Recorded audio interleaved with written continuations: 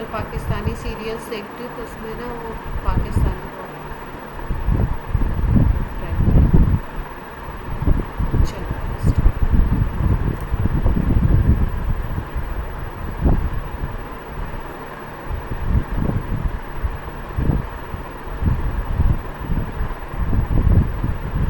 Lecture 12।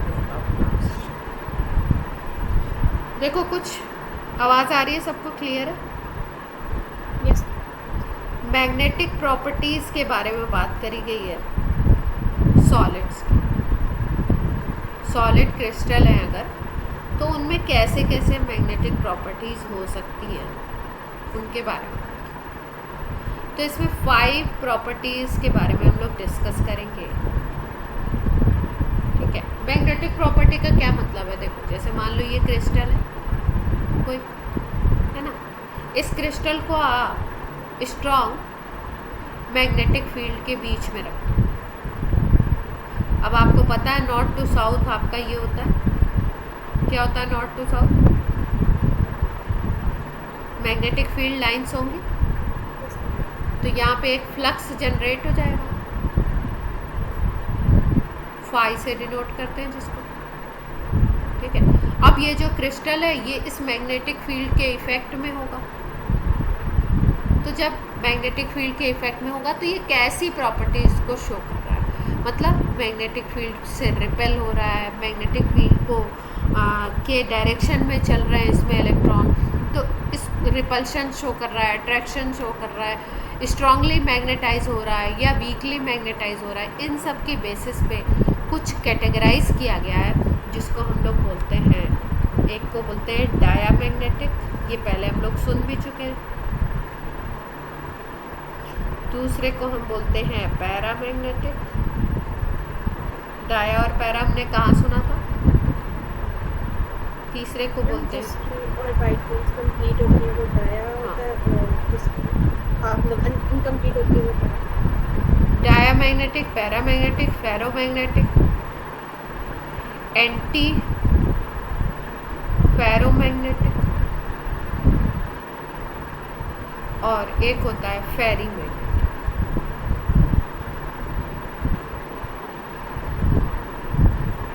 ठीक है, ये सब्सटेंसेस हैं,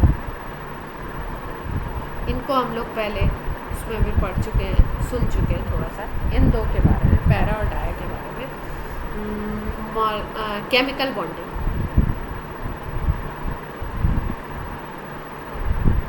है ना, तो एक एक करके पढ़ते हैं क्या क्या है। इनके एग्जांपल्स आपको याद रखना। बेसिकली पैरा और डाया ज़्यादा पूछे जाते हैं और एग्जांपल्स ज़्यादा पूछे जाते हैं, और बाकी आपका जो है वो आपको ज़्यादा पूछते हैं इसको फिज़िक्स। केमिस्ट्री में कम ही क्वेश्चन आते हैं, अगर पूछना है तो पैरा डाया पूछ लेते हैं, लेकिन क्योंकि टॉपिक है तो कर लेते हैं।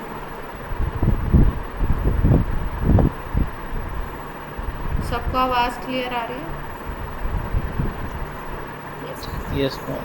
डेली क्लास का डेली टू डेली पढ़ना है आपको, ये याद रखना है।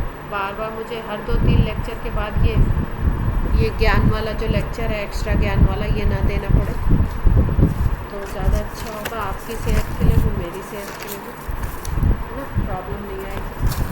बार बार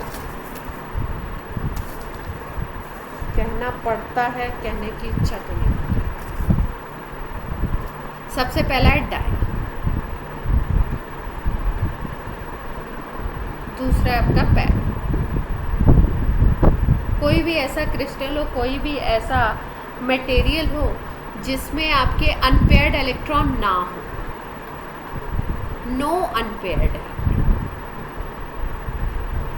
तो उसको हम लोग बोलते हैं डायामैग्नेटिक।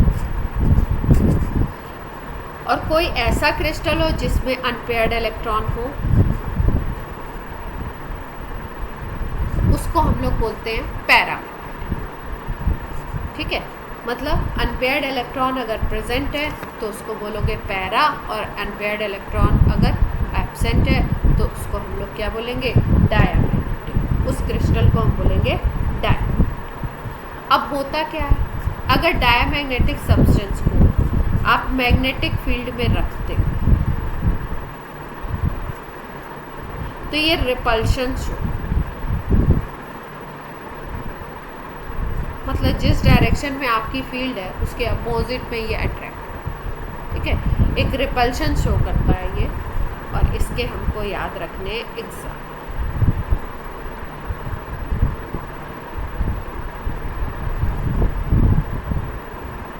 ये तीनों एग्जाम्पल बिल्कुल आप दिमाग में बैठा के याद कर लो। एग्जाम्पल्स को पूछे, NaCl हो गया, TiO2 हो गया, V2O5, ठीक है। अब जब आप फिज़िक्स पढ़ेंगे तो फिज़िक्स में आपको बताया जाएगा कि कैसे कैसे डाइपोल अलाइन होते हैं। इसमें अनपेयर्ड इलेक्ट्रॉन होगा, मेटल होगा। भाई मेटल का जो क्रिस्टल होता है, अगर मेटल के क्रिस्टल की बात हो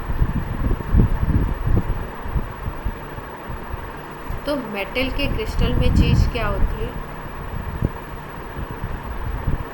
ये मेटल है मान, तो ये मेटल से इलेक्ट्रॉन निकल जाते हैं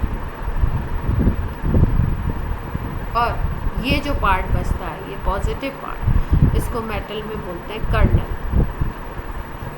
तो ये पॉजिटिव और ये नेगेटिव इलेक्ट्रॉन ये मिलके बनाते हैं मेटल में बहुत छोटे छोटे डाइपोल्स, स्मॉल डाइपोल्स बनाते हैं। डाइपोल क्या होता है, कौन बताएगा?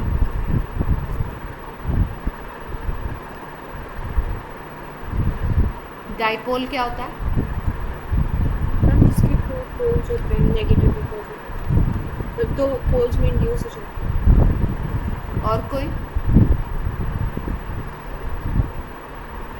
और कोई बताना चाहता है डाइपोल क्या होता है?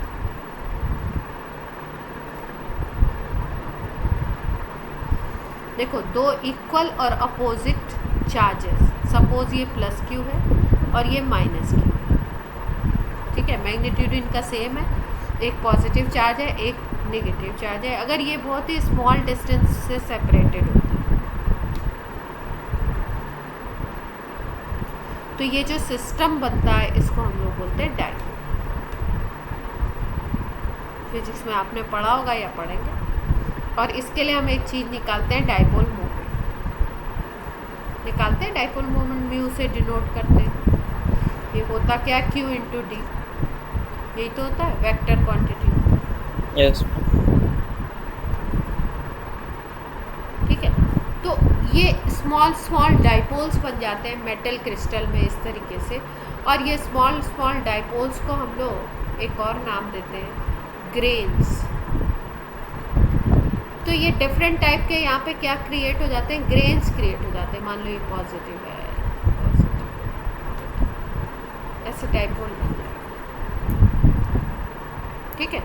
तो जब आउटर आप मैग्नेटिक फील्ड लगाओगे या उस सब्सटेंस में खुद से कोई मैग्नेटिक प्रॉपर्टी क्रिएट हो रही है, तो ये डाइपोल्स किस तरीके से अरेंज हो रहे हैं उसकी बेसिस पे वो सब्सटेंस मैग्नेटिक फील्ड में अट्रैक्ट होता है या रिपेल होता है, या स्ट्रॉन्ग मैग्नेट की तरह काम करता है या वीक मैग्नेट की तरह काम करता है, या कुछ ऐसे भी होते हैं जो मैग्नेटिक फील्ड लगाने पे उसके डाइपोल्स इस तरीके से अरेंज होते हैं कि वो खुद मैग्नेट की तरह काम करने लगता है। और मैग्नेटिक फील्ड जब आप रिमूव कर देते हो, हटा देते हो, तो भी वो डाइपोल तो भी वो मैग्नेटिक प्रॉपर्टीज़ को शो करता है, मतलब मैग्नेट की तरह बिहेव करता है। कुछ सब्सटेंसेस ऐसे होते हैं जब आप मैग्नेटिक फील्ड आउटर को हटाते हो तो उनका जो मैग्नेटिज्म होता है वो ख़त्म हो जाता है, ठीक है, उनमें जो मैग्नेटिक प्रॉपर्टी थी वो धीरे धीरे गायब हो जाती है। तो इस तरीके से ये जो आपकी चीज़ें हैं वो किसकी वजह से हो रही है, जो क्रिस्टल है उसमें डाइपोल जो जनरेट हो रहे हैं, छोटे छोटे जो ग्रेन्स बन रहे हैं, वो ग्रेन्स एक दूसरे के डायरेक्शन में हैं, एक दूसरे के अपोजिट डायरेक्शन में है। किस डायरेक्शन में है उनका डाइपोल मोमेंट, उसके ऊपर ये चीज़ें डिपेंड करती हैं। क्लियर है इतनी बात? कुछ थोड़ी बहुत समझ आई? इसकी जो पूरी डिटेलिंग है ना कि कैसे बी के डायरेक्शन में होगा तो क्या चीज़ होगी, ये फिज़िक्स में अब मेरे को टॉपिक का नाम नहीं याद आ रहा। आप लोग सेमीकंडक्टर वगैरह पढ़ चुके हो क्या? हाँ, तो सेमीकंडक्टर वगैरह पढ़ोगे ना जिस टॉपिक में भी, उसमें आएगा ये। तो बहुत इसका पूरा डिटेल है, वहाँ पे थ्योरीज हैं, उसकी पूरी डिटेल है कि कैसे कैसे बनता है। अब पैरामैग्नेटिक की बात हो रही है, अनपेयर्ड इलेक्ट्रॉन प्रेजेंट होगा, और अगर आप मैग्नेटिक फील्ड को बी से डिनोट करते हैं, अगर मैग्नेटिक फील्ड में आप इसको रखोगे तो ये क्या करते हैं, अट्रैक्शन शो करते हैं। एग्जाम्पल की अगर बात करो तो Cu+2 हो गया, Fe+3। अब देखो Cu+2 Fe+3, एक टर्म होता है मैग्नेटिक मोमेंट, सुना है? अभी तो हम बात कर रहे थे डाइपोल मोमेंट की, अब किसकी बात करें, सुना है किसी ने? Yes ma'am. क्या होता है? इलेक्ट्रॉन के मूवमेंट से जनरेट होता है। देखो मैग्नेटिक मोमेंट, जो भी कोई भी चीज़ जो मैग्नेटिक प्रॉपर्टी को शो करेगी, उसके लिए आप मैग्नेटिक मोमेंट निकाल सकते हैं। कोई भी ऐसा सब्सटेंस जो पैरामैग्नेटिक है, मतलब जिसमें अनपेयर्ड इलेक्ट्रॉन है,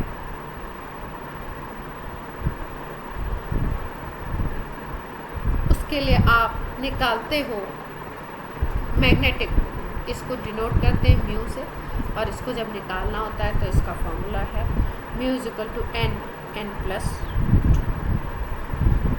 ये जो n है ये है नंबर ऑफ अनपेयर्ड इलेक्ट्रॉन। उस स्पीसीज में कितने अनपेयर्ड इलेक्ट्रॉन है वो अगर हमें पता है तो हम लोग म्यू निकाल सकते हैं, that is called magnetic moment. और इसकी यूनिट अगर हम बोलें तो यूनिट इसकी होती है Bm, बोर मैग्नेट्रॉन। जैसे अभी हमने बोला कि Cu+2 जो है वो क्या है आपका, कोई ऐसा क्रिस्टल जिसमें कॉपर की स्टेट होगी +2, वो पैरामैग्नेटिक की तरह काम करेगा। आयरन की स्टेट होगी +3, वो काम करेगा। तो एक बार हम लोग इसका मैग्नेटिक मोमेंट कैलकुलेट करके देखते हैं। Cu+2 बनाना है हमें, तो Cu का अगर इलेक्ट्रॉनिक कॉन्फ़िगरेशन देखो तो क्या होता है, 29 होता है ना।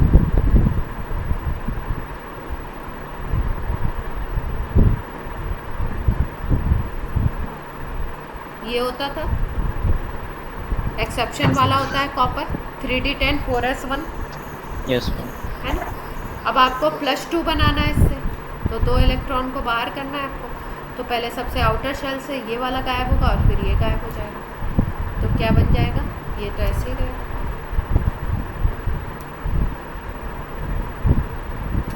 ये 4s वाला 0 हो गया और ये 3d वाला क्या बन गया, 3d9।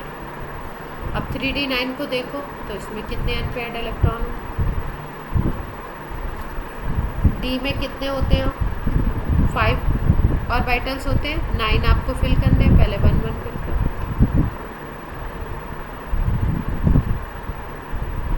कितने अनपेयर्ड इलेक्ट्रॉन मिले हमको, सब लोग देख पा रहे हैं, यस मैम। 1। अब व्यू कैलकुलेट करना है इसके लिए, Cu+2 के लिए तो निकालते हैं, √3 n+2 कर देंगे तो क्या आ जाएगा अपना, 1 1+2 √3 आ जाएगा, √3 Bm बोर मैग्नेट हो। तो इसी तरीके से कोई भी ऐसी स्पीसीज जिसमें आपका अनपेयर्ड इलेक्ट्रॉन होगा, उसके लिए हम मैग्नेटिक मोमेंट कैलकुलेट कर सकते हैं, और वो कैसा होगा, पैरामैग्नेटिक नेचर में होगा। मैग्नेटिक फील्ड में वो क्या शो करेगा, अट्रैक्शन शो करेगा। Cu+3 का क्या आएगा,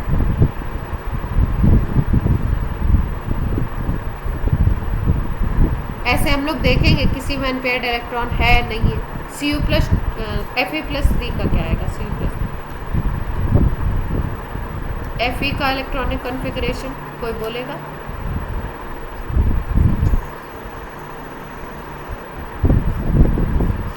Fe का atomic number 26 configuration 1s2 2s2 2p6 3s2 3p6 4s2 3d6, ठीक है, क्योंकि यहाँ तक 20 हो जाता है, फिर आगे 3। अब क्या बनाना है आपको, Fe+3 बनाना है। +3 बनाना है तो 2 तो इसके चले गए आउटर शेल के और एक यहाँ से गायब। तो लास्ट में अगर हम देखें तो क्या बचेगा, 3D5 बचेगा।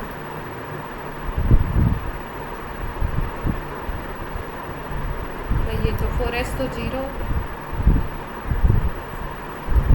अब कितने अनपेयर्ड इलेक्ट्रॉन दिख रहे हैं आपको, 1 1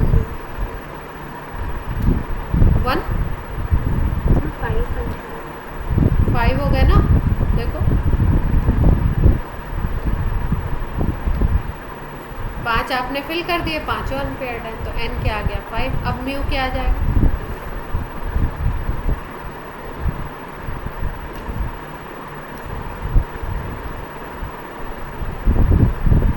√35 आ जाए। क्लियर है सबको ये बात।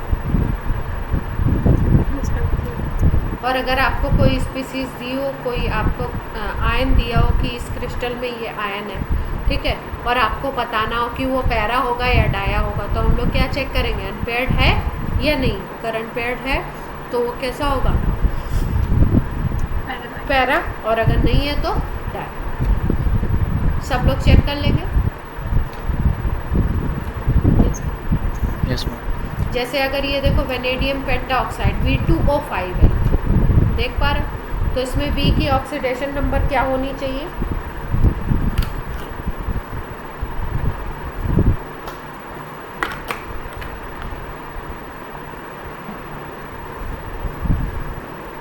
V की ऑक्सीडेशन नंबर क्या होगी V2O5 में, +5 +5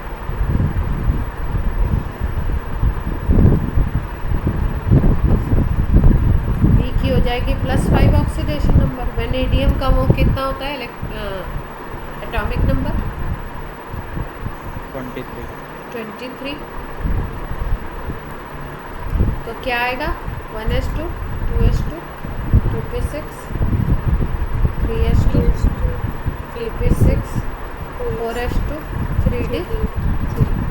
तो अगर 5 बनाना है आपको तो ये भी गायब हो जाएगा, ये भी गायब हो जाएगा, सारे निकल जाएंगे ना, 5 के 5 इलेक्ट्रॉन। तो अब सब कुछ क्या बचेगा आपका, पेयर्ड सिस्टम बचेगा सारा का सारा। इसलिए ये कैसा होता है नेचर में, डायमैग्नेटिक। ये तो बचेगा, ये तो 0 हो जाएगा। सब कुछ पेयर्ड है तो सिस्टम कैसा होगा, जाएगा। तो इस तरीके से आप लोग, अगर आपको कोई कंपाउंड दिया हो तो आप लोग निकाल लेंगे पैराडायन। एग्जाम्पल्स ज़रूर याद रखेंगे क्रिस्टल के। कोई भी ऐसा क्रिस्टल हो जिसमें +2 हो, कोई भी ऐसा क्रिस्टल हो जिसमें आयरन का +3 है, तो वो होगा आपका पैरा। एक और होता है इसमें एग्जाम्पल याद, TiO। इसमें TiO2 था, इसमें क्या है Ti। इसके बाद एक है फेरोमैग्नेट। इसके अगर एग्जाम्पल्स की बात करें तो इसमें एग्जाम्पल होगा फेरो में, एक तो आयरन ही हो जाएगा, दूसरा निकल होता है, तीसरा आपका होता है CrO2। एग्जाम्पल ज़रूर याद रखें, एग्जाम्पल्स पूछ ले रहे हैं। अब इसमें क्या होगा, देखो जैसे ही आप इस सब्सटेंस को, फेरोमैग्नेटिक सब्सटेंस को अगर आप अलाइन करोगे किसी मैग्नेटिक फील्ड, रखोगे किसी मैग्नेटिक फील्ड में, तो इसमें होता क्या है कि जितने भी ग्रेन्स हैं ना, ग्रेन्स आपको समझ आ गया, स्मॉल डाइपोल्स, यस मैम। वो एक ही डायरेक्शन में अलाइन हो जाएंगे।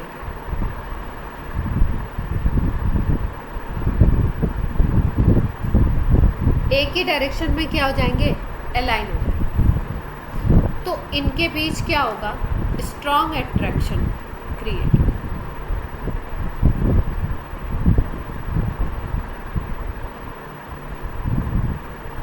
जैसे मान लो कि अगर हम बात करें फेरो की, तो इसमें क्या हुआ, सभी एक ही डायरेक्शन में अगर अलाइन हो गए, कैसे हो सकते हैं?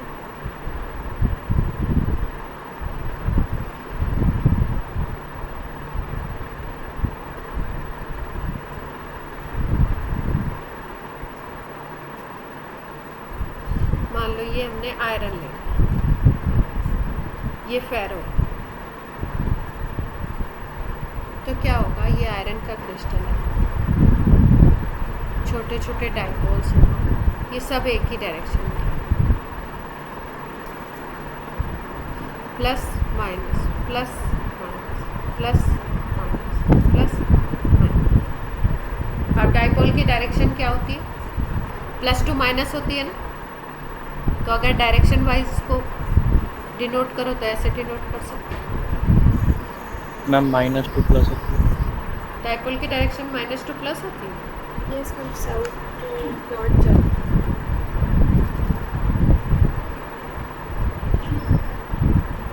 पक्का? Yes ma'am. मुझे उल्टा क्यों नहीं आता है? डाइपोल मोमेंट जो बनता है वो उसकी डायरेक्शन क्या होती है?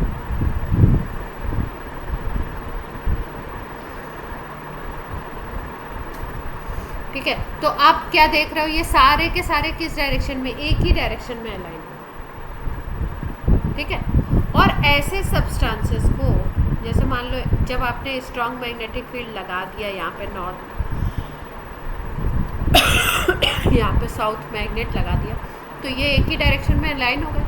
अब ये इसमें ये मैग्नेटिक प्रॉपर्टीज शो करने लगे, मैग्नेट की तरह बिहेव करने लगे।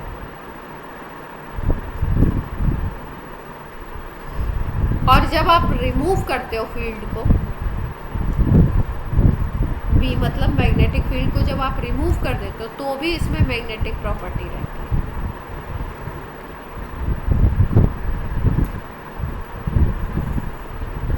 मतलब ये परमानेंट मैग्नेट बन जाता है, ये वाला आयरन का जो पीस है ये कैसा बन जाता है, मैग्नेट की तरह काम करता है, बिहेव करता है। तो ऐसे सब्सटेंसेस को हम क्या बोलते हैं, फेरो मैग्नेट। क्लियर है इतनी बात? इसके एग्जाम्पल ज़रूर याद रखेंगे, आयरन, निकल और CrO, क्रोमियम ऑक्साइड। इसके बाद होता है एंटी फेरो।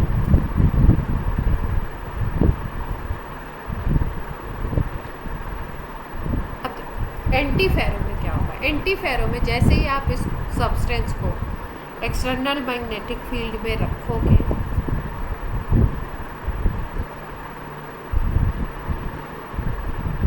इसमें क्या होता है, हाफ जो होते हैं ना,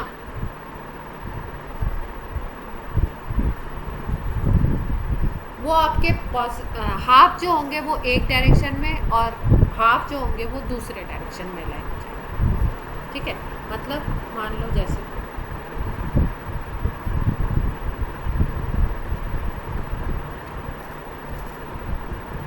ये 4 है, तो आपके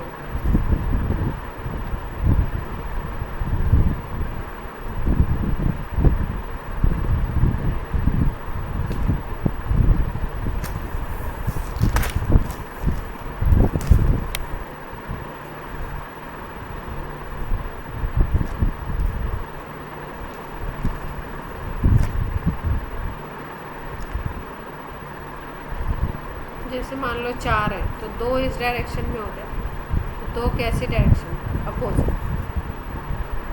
कौन अरेंज हो रहा है, डायपोल्स।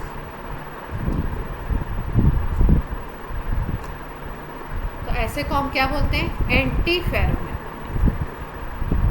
क्लियर है? Yes. अब इसमें अगर नेट डाइपोल मोमेंट देखोगे, इसमें क्योंकि एक ही डायरेक्शन में होता है तो इसमें नेट डाइपोल मोमेंट आपको मिलता है, इसका मतलब mu net is not zero इसमें आता है, ठीक है। लेकिन अगर एंटी फेरो में देखोगे तो जितने डाइपोल्स आपके एक डायरेक्शन में, उसके जस्ट अपोजिट में उतने ही डाइपोल्स हैं, तो इसलिए यहाँ पे अगर म्यू नेट निकालो आप तो वो क्या आता है, जीरो। क्लियर?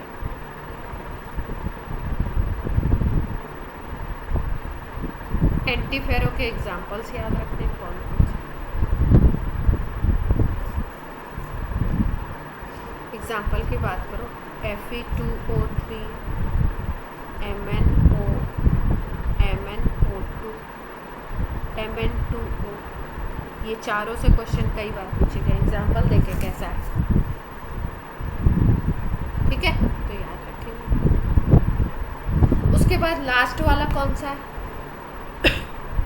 फेरो हो गया, एंटी फेरो मैग्नेटिक हो गया, डाया हो गया, पैरा हो गया, एक और बताया था ना, फेरी। फेरी में।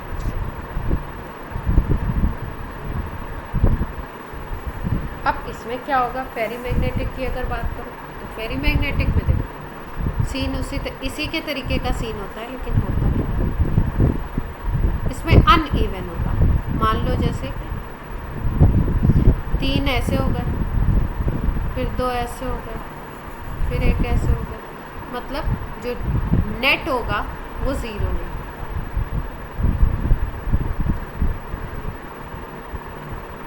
भाई इसमें जितने एक डायरेक्शन में थे उसके अपोजिट में उतने ही थे, इसलिए क्या हो गया था, म्यू नेट क्या हो गया था, 0 हो गया था। डाइपोल मोमेंट आपका 0 आ रहा था, ठीक है।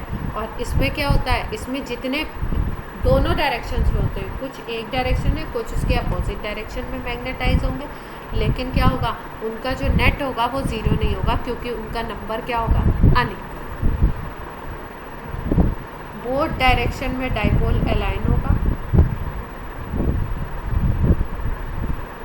But number is not same.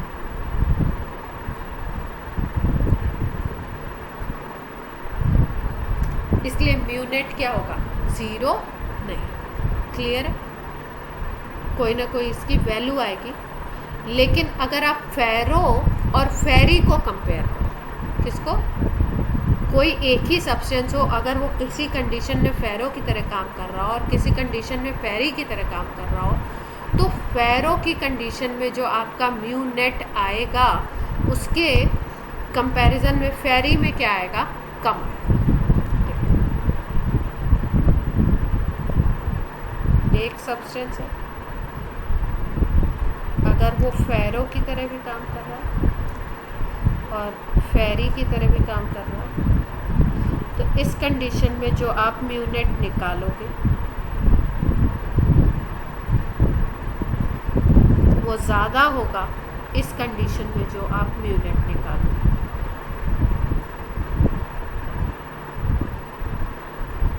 Clear है बात? Yes ma'am. क्योंकि इसमें सारे के सारे फेरो में सारे के सारे एक ही डायरेक्शन में अलाइन हो रहे थे, तो सब एडअप हो जा रहे थे, ठीक है। सारे एक ही डायरेक्शन में तो सभी एडअप हो जाएंगे और नेट रिजल्टेंट ज़्यादा आएगा।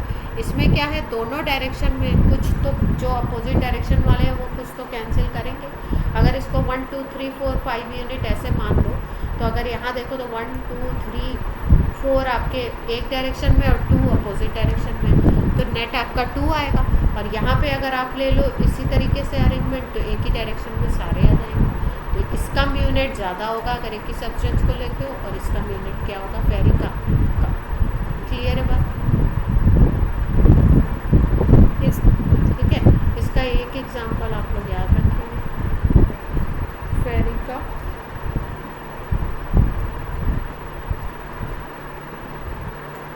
Fe3 को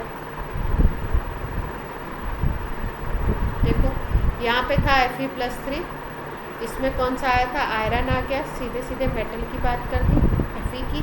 और यहाँ पे क्या आ गया, यहाँ पे Fe2O3 था, और लास्ट वाले में फेरी में कौन आ गया, Fe3O। क्लियर? यस।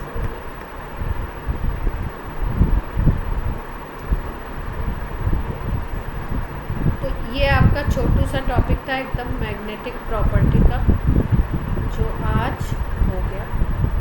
अब नेक्स्ट क्लास में मैं आपको करवाऊंगी ब्रैग्स इक्वेशन और कुछ शायद इलेक्ट्रिकल प्रॉपर्टीज़ के बारे में भी डिस्कशन है। मैग्नेटिक और इलेक्ट्रिकल से इतने क्वेश्चन नहीं आते क्योंकि ये थोड़ा सा फिजिक्स का पार्ट है, लेकिन फिर भी जो आता है वो आपको पता होना चाहिए और क्या होता है वो भी मालूम होना चाहिए। तो वो मैंने आपको बता दिया।